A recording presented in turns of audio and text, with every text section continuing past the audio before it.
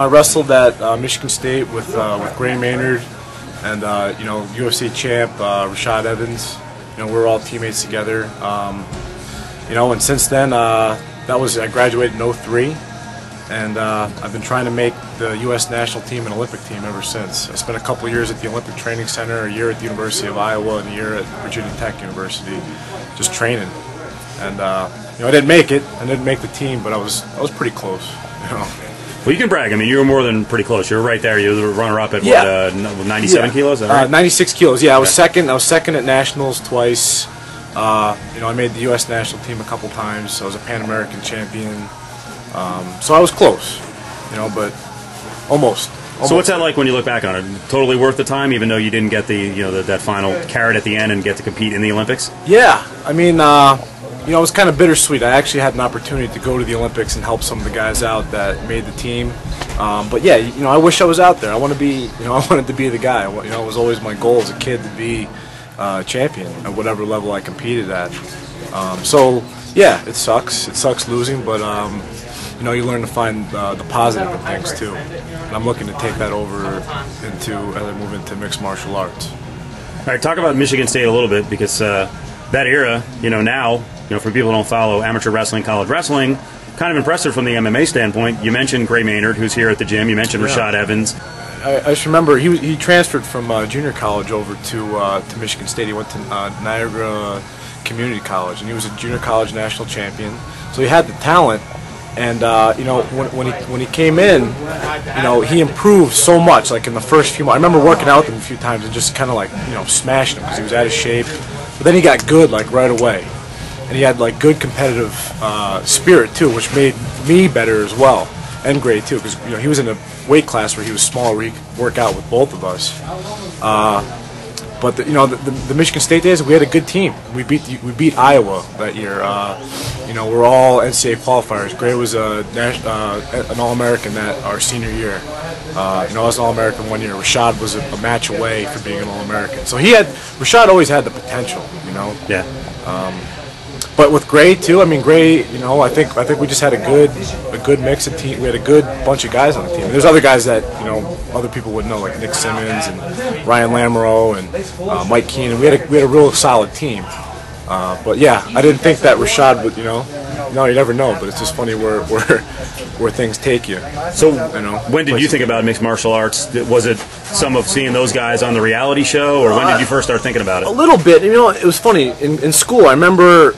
We're getting done with school, and Rashad was like, well, what are you going to do? And I was like, well, I'm going to keep wrestling. I want to keep wrestling. I want to be Olympic champ. I want to make the Olympic team, all that stuff. And I said, what are you going to do? He said, I'm going to fight. I said, you're going to fight? What do you mean? You're going to box? And he goes, no, I'm going to do, like UFC stuff. And like back then, like UFC, it was around, but it wasn't that big. Right. I remember seeing the first couple of UFCs with, Ken Shamrock and all those guys. He said, yeah, I'm going to fight. And then I didn't talk to him for a couple of years. I was living, I remember this, I was middle of winter, I was in Colorado at the Olympic Training Center.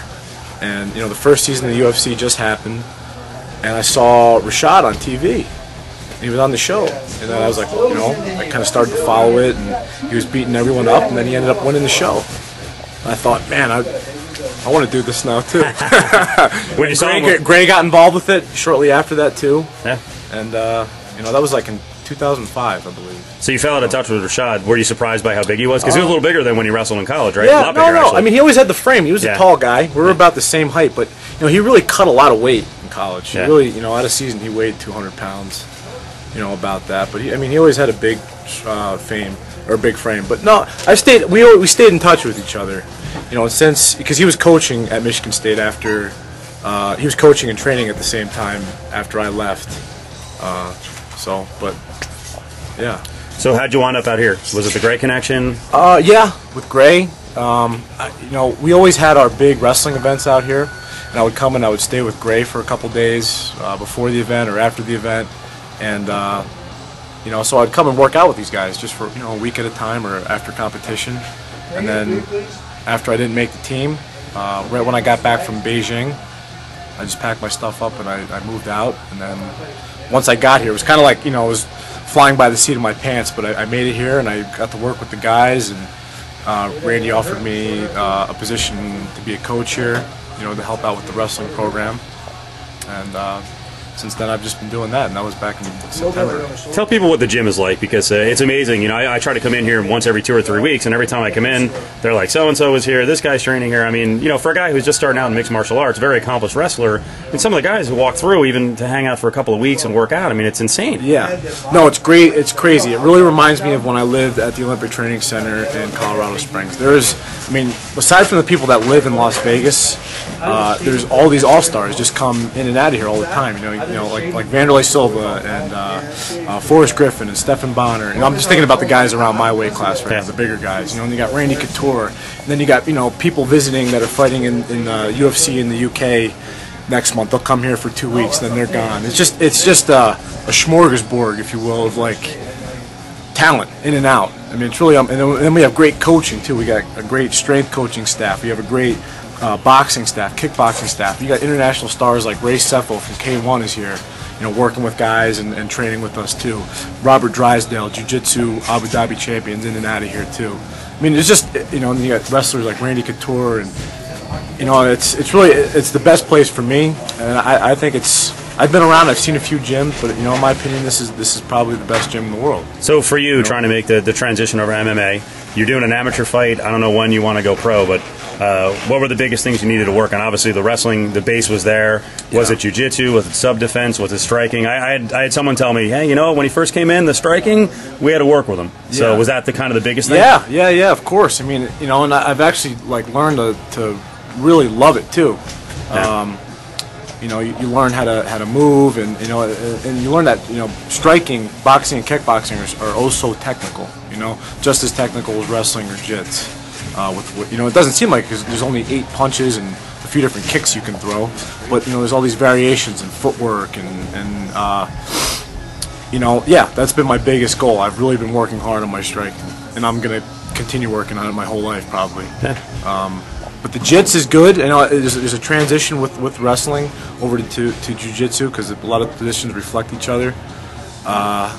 What's it like when you first come in though, and you're going against submission people, and you're like, oh, I'll just overpower them? Yeah, a little bit. You know, you get like a false sense of security, but then you go with guys like Drysdale and some of these other, you know, jits black belts, and they tap me out 15 times in 2 minutes. You know, it's a reality check. Yeah. So you really have to learn good technique and good positions, and it's just been great. You know, I'm really fortunate to be part of this team. I'll ask it, but I think it's a silly question considering the level of you know, near Olympic wrestling you're at. I would assume it is mixed martial arts. I mean, are there any nerves going in, or is it just another competition? Yeah, of course there's nerves. I mean, you know, I feel good. I feel confident. I know I've been training hard. You know, but the nerves are a good thing. If I didn't have nerves, then that means I wouldn't care as much, or I'd be overconfident. You know, and it's not that. I respect my opponent, and I'm confident. I feel good going into this fight. So tell us about some of the wrestlers who are competing for the 2008 team, because some of the guys who made the team I know have already begun to make the transition, trying to do MMA. Some of the guys who fell just short, you know, similar stories to yours. Who are the guys to kind of look for, and who do you think has the chance to maybe come out as the best MMA guy? Well, there's a lot of guys that are trying it out right now. Right now, there's Muhammad Lawal, Mo Lawal. He's at Sengoku. He's had a couple fights. He's 2-0. He looks pretty good. His hands. Yeah, he's got good hands. He's a good athlete. You know, he's strong. I mean, he works. He's a hard-working guy too. So he's up there. Ben Askren is another guy. He just had a fight recently too.